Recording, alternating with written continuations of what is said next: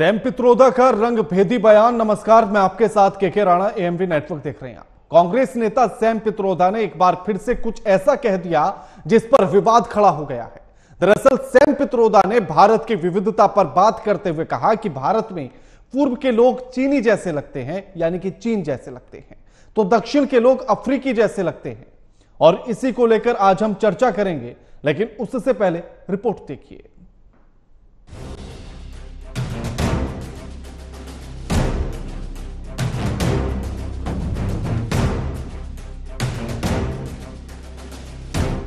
Sam Pitroda कई बार अपने बयानों से कांग्रेस के लिए मुश्किलें खड़ी कर चुके हैं।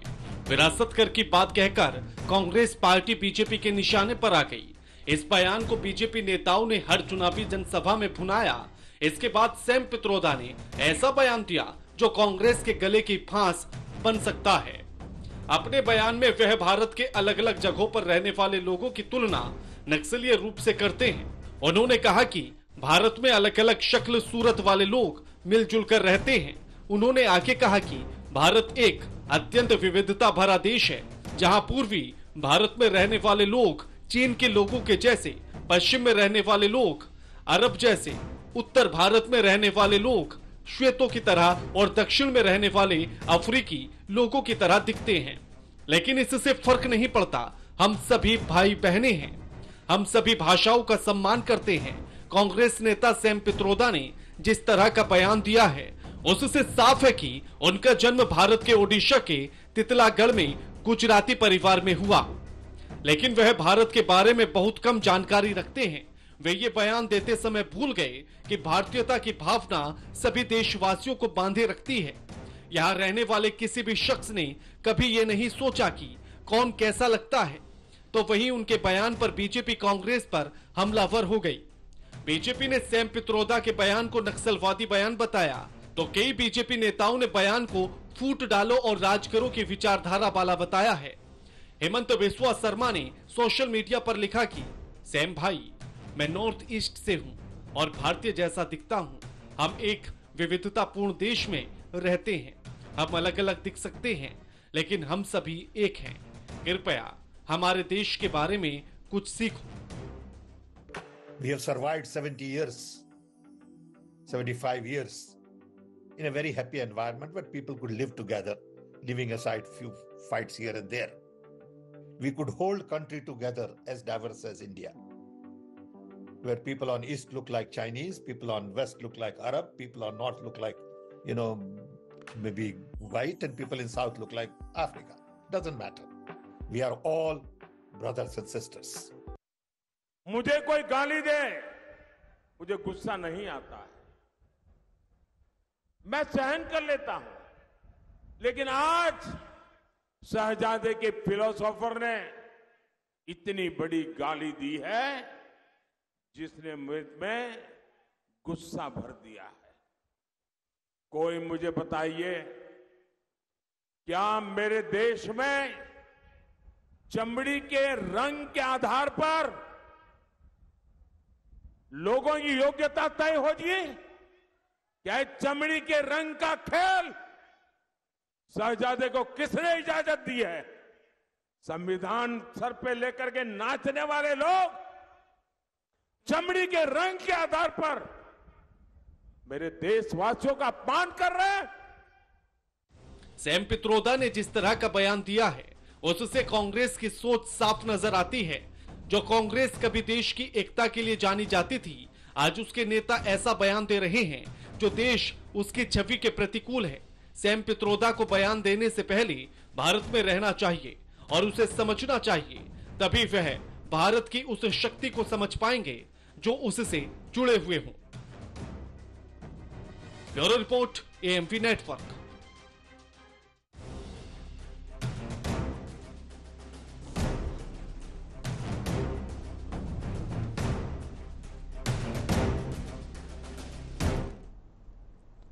और ये पहली बार नहीं है जब सैम पित्रोदा ने इस तरह का कोई बयान दिया हो। अक्सर उनके बयान समय समय पर ऐसे आते रहे जिन पर विवाद खड़ा होता रहा राजनीतिक रूप से भी। 2018 में उन्होंने मंदिर को लेकर बयान दिया था और उन्होंने कहा था कि राम या कृष्ण या मंदिर की बात करके या मंदिर बना देने से रोजगार थोड़ी मिल जाएगा। शिक्षा थोड़ी मिल जाएगी। इस पर बड़ा राजनीतिक बवाल हुआ था। उसके बाद जब पुलवामा हमला हुआ तब उन्होंने इसी तरह का बयान दिया था। उन्होंने कहा था जब स्ट्राइक के जरिए बदला लेने की बात हुई और बदला लिया गया तो उस समय पर जब सैम पित्रोदा से पूछा तो उन्होंने कहा कि 26/11 हमारी सरकार के समय पर हुआ था, लेकिन हम भी विमान भेज सकते थे, लेकिन हमने नहीं भेजा। उन्होंने कहा कि अगर कोई एक शख्स गलती करता है या पाकिस्तान के कुछ लोग गलती करते हैं तो पूरे पाकिस्तान को सजा नहीं दी जा सकती। इस पर भी ये 22 मार्च 2019 का बयान उनका। उसके बाद 6 अप्रैल को उन्होंने फिर एक और बयान दिया था जिसमें उन्होंने कहा था कि जो मध्यम वर्गीय लोग हैं उन्हें लालच छोड़ देना चाहिए और अधिक टैक्स देना चाहिए और उन्हें अधिक टैक्स देकर देश की तरक्की करवानी चाहिए या उसमें भागीदार होना चाहिए। इस बयान को लेकर भी बड़ा बवाल मचा था। उसके बाद फिर उन्होंने हाल ही में एक और बयान दिया जब उन्होंने विरासत टैक्स की बात की और उन्होंने कहा कि विरासत टैक्स जो अमेरिका में लगता है तो अगर आप मर जाते हैं तो मरने के बाद आपकी संपत्ति सिर्फ आपके बच्चों के नहीं देश की जनता के भी काम आनी चाहिए और ऐसे इस तरह के मुद्दे पर विचार होना चाहिए और अगर सरकार कांग्रेस की आएगी तो इस पर विचार किया जाएगा। इसको लेकर फिर एक राजनीतिक बवाल हुआ। तो लगातार सैम पित्रोदा के जो बयान हैं वो इस तरह से सामने आते रहते हैं जिन पर राजनीतिक तौर पर बवाल मचता रहता है। अब फिर से एक नया बयान सामने आ गया है जब उन्होंने नस्ल के तौर पर, सूरत के तौर पर, शक्ल के तौर पर भारत की विविधता को लेकर अपने हिसाब से वर्णित करने की कोशिश की और बीजेपी ने पूरे मुद्दे को लपक लिया है। हमारे साथ जो मेहमान जुड़े हैं उनका परिचय आपसे करा देते हैं। हमारे साथ डॉक्टर आशीष चांडा जुड़ गए हैं, नेता हैं बीजेपी के। मोहिंदर प्रताप हमारे साथ जुड़ गए हैं, नेता हैं कांग्रेस के। और हमारे साथ राजनीतिक विश्लेषक जुड़ गए हैं, निरंजन पोद्दार। आप तीनों का स्वागत है एएमवी नेटवर्क पर। मोहिंदर जी, सैम पित्रोदा ने जो बयान दिया कि भारत की विविधता को लेकर कि पूर्वोत्तर के लोग हैं वो चीनी जैसे लगते हैं, साउथ के जो लोग हैं वो अफ्रीकी जैसे लगते हैं, पश्चिम के जो लोग हैं वो अरब के देश जैसे लगते हैं और जो उत्तर के हैं वो श्वेतों जैसे लगते हैं, तो क्या यही भारत की विविधता की परिभाषा है? मोहिंदर जी। राणा साहब, मैं बड़ा खुश हूं आज कि आज कांग्रेस एजेंडा सेट करती है। कांग्रेस में बैठा हुआ कोई भी आदमी एजेंडा सेट करता है और बीजेपी पीछे से पीछे चलती है। 2014 और 19 में जो इलेक्शन था उसमें बीजेपी एजेंडा सेट करके चल रही थी, कभी भ्रष्टाचार का तो कभी राष्ट्रवाद का, और कांग्रेस को पीछे पीछे चलना पड़ता था अपना बचाव करते हुए।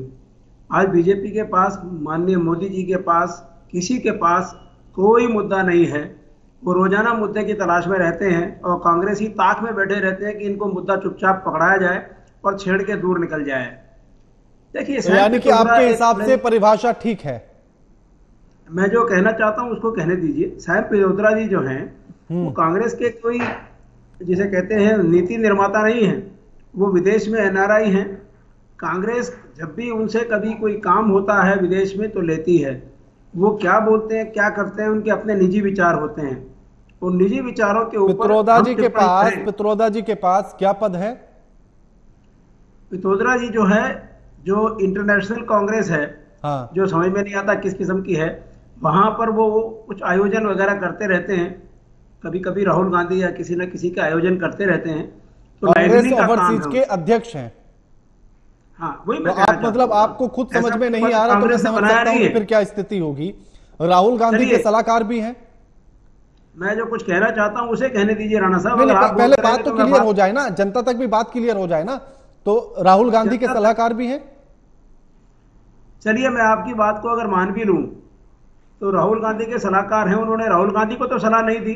देखिए, मैं जो पूछना चाहता ना मैं बताऊंगा क्यों पूछ रहा था। राजीव गांधी के भी सलाहकार रहे। आपके कोई डॉक्टर होते हैं क्या, रोजाना दवाई लेते हैं उनसे आप? मैं पूछ रहा हूं मोहिंदर जी, जरूरत होती है तभी जाते हैं ना। हमने मैं भी यही पूछ रहा हूं ना। तो यानी कि अगर राजीव गांधी के जो सलाहकार रहा हो, जो सलाहकार है राजीव गांधी का, जो सलाहकार रहा हो और जो कांग्रेस ओवरसीज का अध्यक्ष हो, आप उसके लिए ऐसा बोल रहे हैं कि विदेश में बैठा हुआ है, एनआरआई है, हमें भी समझ में नहीं आता क्या है। सारे महत्वपूर्ण पद हैं उनके पास कांग्रेस के। राणा साहब, सवाल आपने मेरे से पूछा है तो जवाब मुझे देने दीजिए ना। अगर आप बीच में इस तरह से बोलते रहेंगे तो आप ये कहलवाना चाहते हैं कि वो कांग्रेस के कोई सक्रिय कार्यकर्ता है जो रोजाना यहाँ बैठकर कोई नीति निर्माण करते हैं। क्या कांग्रेस का जो न्याय का संकल्प बना उसमें सैम पित्रोदा की कोई भूमिका थी? क्या जो राजीव गांधी या राहुल गांधी, जो एक टेक्निकल एस्पेक्ट उनके पास था, जो उन्होंने भारत की सेवा की राजीव गांधी के जमाने में, वो टेक्नोलॉजी जो मोबाइल क्रांति को लाने की, उसमें उनका सहयोग है, उसके बारे में कोई बात नहीं करता। अगर सैम पित्रोदा कोई बात अगर कहते हैं, उनका कहने का भाव और हमारे समझने का भाव ये एक चीज है। भारत के अंदर अनेकताएं होते हुए भी विभिन्नता होते हुए भी एकता है, ये वो कहना चाहते हैं। और बीजेपी का किसी अच्छे वकील की भांति बात को घुमाना चाहती है। अंत में उन्होंने क्या कहा? अंत में उन्होंने यही कहा कि चाहे हमारे रंग अलग हों, चाहे भाषाएं अलग हों, चाहे क्षेत्र अलग हों, लेकिन फिर भी हम हिंदुस्तानी एक हैं, एक दूसरे के साथ मिलकर रहते हैं। वो वाक्य कोई नहीं बोल रहा। कभी चमड़ी काली है, वो देखने में चेनी जैसे लगते हैं, वो सारा पकड़ लिया। अंत में उन्होंने क्या कहा? अंत में उन्होंने बहुत ही बढ़िया ब्रह्म वाक्य कहा कि हम इतनी विभिन्नताएं होने के बावजूद भी हम एक हैं। चाहे हम विदेश में भी रहते हैं, जब मोदी जी विदेश में जाते हैं, वहां एनआरआई क्या उनका स्वागत नहीं करते? क्या एनआरआई वहां उनके लिए अवगत नहीं करते? लेकिन क्या कहना सिर्फ ये है कि सैम पित्रोदा जी ने जो कहा है, उसके भावार्थ में अगर हम लें तो बात समझ में आएगी। लेकिन मोदी जी अंत तक तो आते नहीं।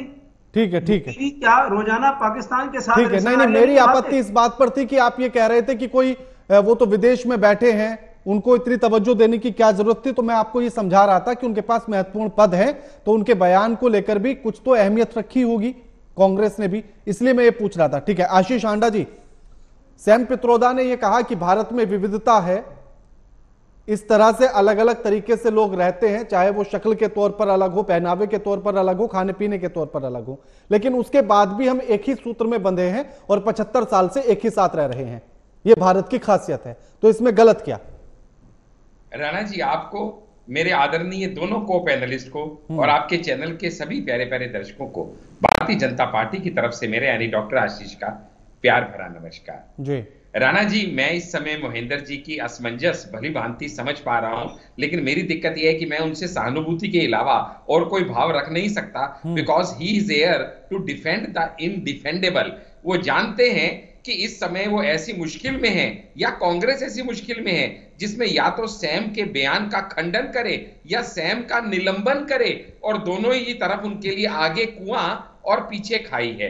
क्योंकि कांग्रेस का चरित्र शुरू से ये रहा है कि कभी जातीय आधार पे, कभी इकोनॉमिक आधार पे, कभी धर्म के आधार पे, कभी भाषा के आधार पे, और कभी वर्ण और रंग के आधार पे इस देश को बांटा जाए। नहीं आशीष जी, राणा जी, प्लीज एक पॉइंट मेरा, एक पॉइंट मेरा नहीं राणा जी, ओपनिंग स्टेटमेंट देने दिया करो, उसके बाद पूरी डिबेट में अपने पॉइंट मारा करो। हाँ, ओपनिंग स्टेटमेंट देने दिया करो, आपसे रिक्वेस्ट है जी।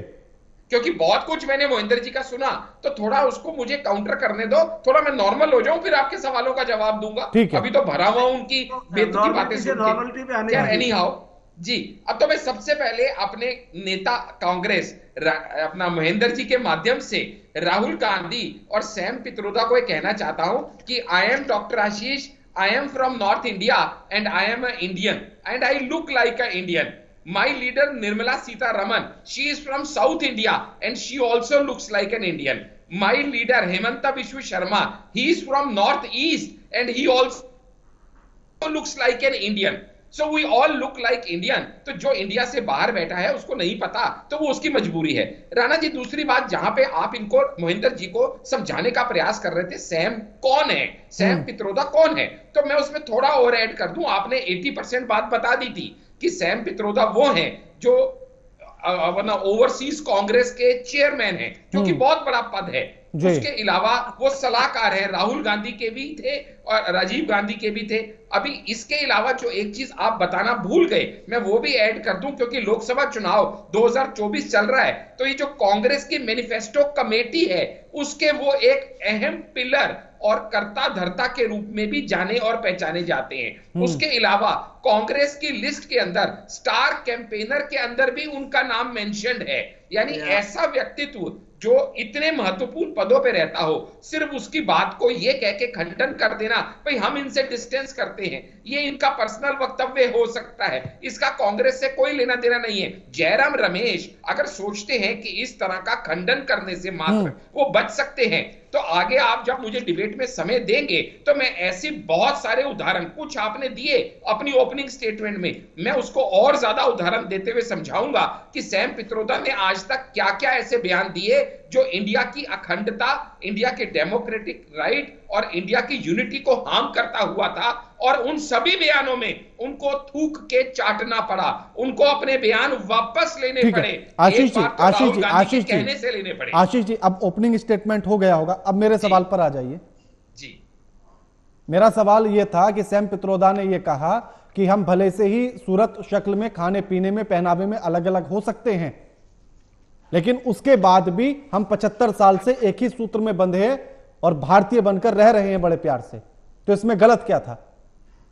इसमें गलत यह था कि पहली बात तो यह कि मोहब्बत की दुकान में नफरत का जो सामान बिक रहा है, यानी वो जिस तरह से ऊपर एक अच्छाई की वरक लगा के ये देने का प्रयास कर रहे हैं, अपने स्टेटमेंट्स को जिस तरह से कवर करने की कोशिश कर रहे हैं, ये अखंड भारत है। इस अखंड भारत में हम जहां पे यूसीसी लाने की बात कर रहे हैं, इस अखंड भारत में जहां हम एक ध्वज, एक संविधान, एक विधान की बात कर रहे हैं, वहां पे लोगों को बांटना, वहां पे लोगों को मैं आशीष जी वही तो पूछना चाह रहा हूं ना कि इसमें लोग बटे कैसे? जी, जब आप ये कहते हैं कि ये इंटरनेशनली कह रहे, ये चाइनीज दिखता है, ये अफ्रीकन दिखता है, ये मंगोलियन दिखता है, भाई आपको दिखता होगा, हमें तो सब भारतीय दिखता है। हमें रंग के हिसाब से किसी का मनभेद, भावभेद करना हमें नहीं आता। और सबसे बड़ी बात आशीष जी ठीक है, फिर मैं निरंजन जी के पास भी मुझे जाना है। मैंने एक और बयान मुझे याद आ गया, आप ही के किसी नेता ने बयान दिया था, नाम आप अपने आप समझ जाएंगे, कि कपड़े देखकर और खाना देखकर वो पहचान लेते थे किस धर्म का है। जी, तो क्या वो भारत में बांटने वाली स्थिति नहीं थी, या बांटने वाला बयान नहीं था? क्या वो एकता का बयान था? देखिएगा, ऐसा होता है किसी भी बयान को उसके परिप्रेक्ष्य में देखा जाता है, उसके पहले की 2 लाइनें क्या थी और उसके बाद की 2 लाइनें क्या थी। और जब मैं सैम पित्रोदा के ऐसे 6 बयान आपको देने का प्रयास कर रहा था, जो कि मुझे उम्मीद है अगली पार्ट ऑफ डिबेट में आप मुझे देंगे, 5 बयान तो मैं ही दे चुका था। कंटेक्स्ट में समझ पाएंगे कि वो हैबिचुअल इस तरह की बात करने वाले क्यों 5 बयान तो आशीष जी 5 बयान तो मैं ही बता चुका हूं, 5 बयान तो मैं ही बता चुका हूं। मैं उसके अलावा बता दूंगा। हाँ, कांग्रेस के अपने एलआई डीएम के लीडर इलेक्ट वॉन ने जब ये कहा कि भाई हम कल्चरल और ठीक है आशीष जी समय भी कम है, निरंजन जी को भी शामिल करना है चर्चा में। निरंजन जी, अगर सैम पित्रोदा ये कहते हैं कि हम सब भारतीय हैं, भले से ही हम शक्ल सूरत में, खाने पीने में, या पहनावे में, या धर्म के आधार पर, या मान्यताओं के आधार पर अलग अलग हों, लेकिन हम सब भारतीय हैं, एक सूत्र में बंधे हैं, तो इसमें बांटने वाली स्थिति कैसे नजर आती है और ये गलत कैसे है? देखिए राणा जी, जैसे मैं अभी सभी की बातें सुन रहा था और आपका भी मैंने ओपिनियन देखा, इसके अंदर बहुत सारी चीजें अच्छी कि जो सैम पित्रोदा उनका कद क्या है, बाकी की सारी चीजें आपने बता दी कि ये ओवरसीज कांग्रेस के चेयरमैन है। और ये भी मैं आपको बता दूं, ये कई वर्षों से, मतलब जब इंदिरा गांधी जी थी तब से ये ओवरसीज कांग्रेस के लगातार चेयरमैन चले आ रहे। और ओवरसीज कांग्रेस जो होती है उसका सबसे बड़ा जो कार्य होता है वो ये होता है कि पार्टी के लिए विदेशों से फंड अरेंज करना, और पार्टी के लिए विदेशों के अंदर माहौल बनाना, और पार्टी के लिए वहाँ जो प्रवासी भारतीय है उनके बीच में पार्टी का प्रचार प्रसार करना और उनके समर्थक इकट्ठे करना, ये ओवरसीज कांग्रेस का प्रथम कार्य होते हैं। लेकिन यहाँ पे अगर हम सैम पित्रोदा जी की बात करें तो देखिए, निश्चित रूप से आप इस चीज को समझेंगे, सैम पित्रोदा जी जो है वो राजीव गांधी जी के बहुत निकटस्थ थे, या यूं कहीं के राजीव गांधी जी के लंगोटिया यार थे। वो जो एक जिसको कहते हैं विचार और जो सोच ये होती है, वो एक संगत, हमारे यहाँ कहते हैं ना, संगत का रंगत का संगत आती है, संगत की रंगत आती है कि भाई जैसी संगत वैसी रंगत। तो उसी तरीके से देखिए, जिस तरीके से राहुल गांधी जी को भी वो रह करके सलाह देते हैं, इस चीज से कोई नहीं कर सकता। राहुल गांधी जी जब भी विदेश जाते हैं तो सैम पित्रोदा जी उनको वहां पे सबसे ज्यादा मार्गदर्शन करते हैं, पहली बात। दूसरी बात देखिए, जो आपने सवाल किया, यहाँ पे 2 चीजें होती हैं, एक होता है वचन और एक होता है प्रवचन। देखिए, जब आदमी प्रवचन देने जाता है तो कुछ भी बोल सकता है, लेकिन जब आदमी के विचार और जो आदमी के वचन होते हैं उनके अंदर आदमी की भावनाएं और आदमी की मानसिकता मापी जाती है। सैम पित्रोदा जी के सारे बयान आपने दिखाए, सारे बयान आपने बताए, लेकिन एक और सबसे गंदा बयान जिसको मैं आपको सामने उद्धृत करना चाह रहा हूं, आपने देखा होगा कि लगभग 6 साल पहले जब 84 के सिख नरसंहार के बारे में उनसे बात की गई थी तो उन्होंने कहा अरे क्या हो गया, तो हुआ। आपने देखा होगा वो भी बहुत ज्यादा लोगों को हृदय विदारक था वो शब्द भी। बिल्कुल। जिस तरीके से 10 अप्रैल 2019 को क्या बोला था उन्होंने।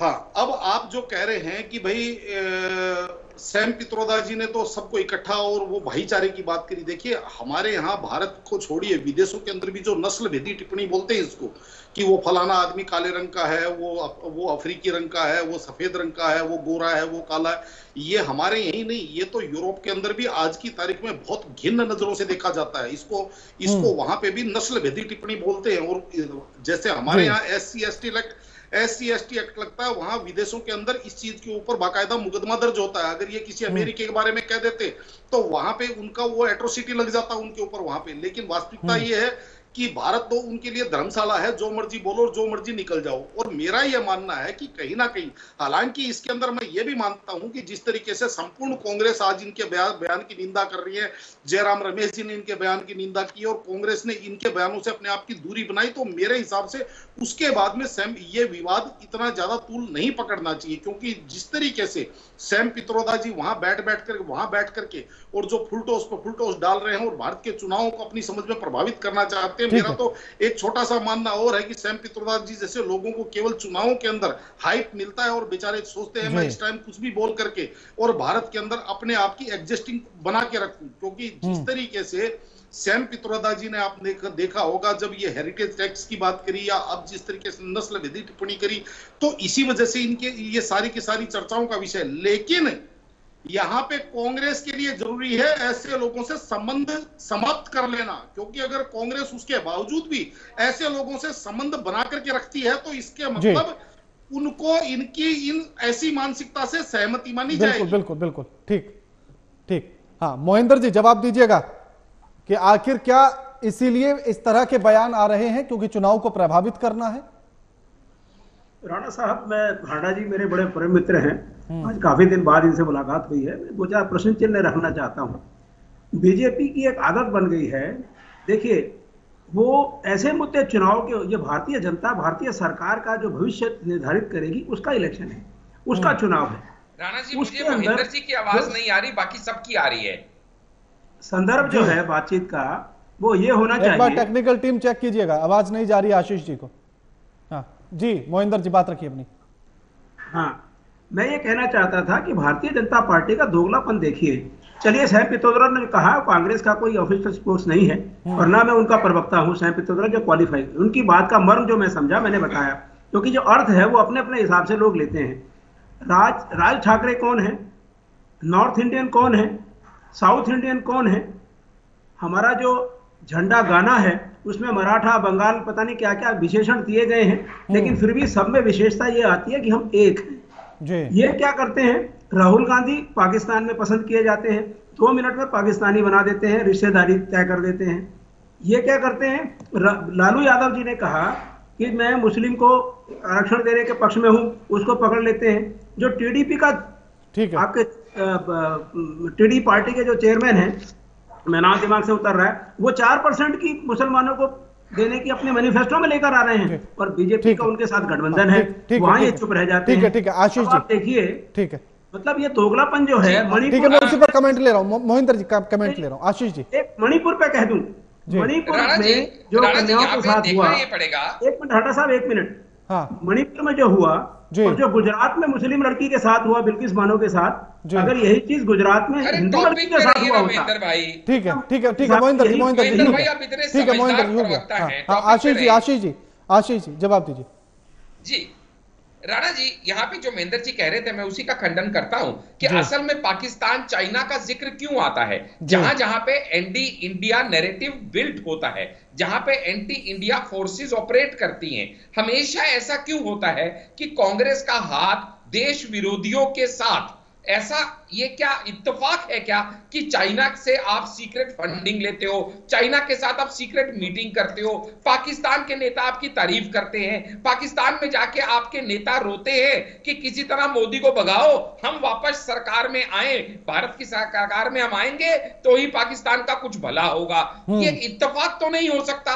दूसरी बात, जहां पे सैम पित्रोदा की आज की बात है, तो सैम पित्रोदा के बयान पहले भी कितनी बार देश विरोधी रहे हैं और हर बार उनका खंडन खुद कांग्रेस ने किया है। कहीं ऐसा तो नहीं कि कांग्रेस ने जान के, जैसे शिवसेना का एक सामना प्रमुख पत्र होता है, ऐसे ही ये कांग्रेस के एक पत्र हैं, एक वोकल वॉइस हैं, जिनको जानबूझ के सिर्फ इसीलिए यूज किया जाता है कि कांग्रेस का नैरेटिव सेट किया जाए। फिर चाहे वो 84 के सिखों का मामला हो, चाहे फिर वो बालाकोट स्ट्राइक का मामला हो, चाहे राम मंदिर का मामला हो, हर जगह इनका बयान आता है। ठीक है। शुक्रिया आप सभी मेहमानों का हमारे साथ इस चर्चा में जुड़ने के लिए और ये तमाम बातचीत करने के लिए। लेकिन सैम पित्रोदा ने जो बयान दिया, बीजेपी को बैठे बिठाए एक और मुद्दा दे दिया है और जिसको बीजेपी लगातार भुना रही है। सैम पित्रोदा ने कहा कि चाहे हमारे देश में शक्ल, सूरत, खान पीन, रीति रिवाज, पहनावा के आधार पर हम अलग अलग क्यों न हों, लेकिन उसके बाद भी हम सब भारतीय हैं और एक सूत्र में बंधे हैं। 75 सालों से हम इसी तरह प्रेम से रह रहे हैं। अब इसके आधार पर उन्होंने यह भी कहा कि जो साउथ के लोग हैं वो अफ्रीकी जैसे दिखते हैं, जो पूर्वोत्तर के लोग हैं वो चीनी जैसे दिखते हैं, और इसी को लेकर प्रधानमंत्री ने हमला बोल दिया। अब देखना यह होगा कि यह बयान चुनाव की दिशा को किस तरह से मोड़ता है। लगातार खबरों के लिए देखते रहिए एएमपी नेटवर्क। नमस्कार।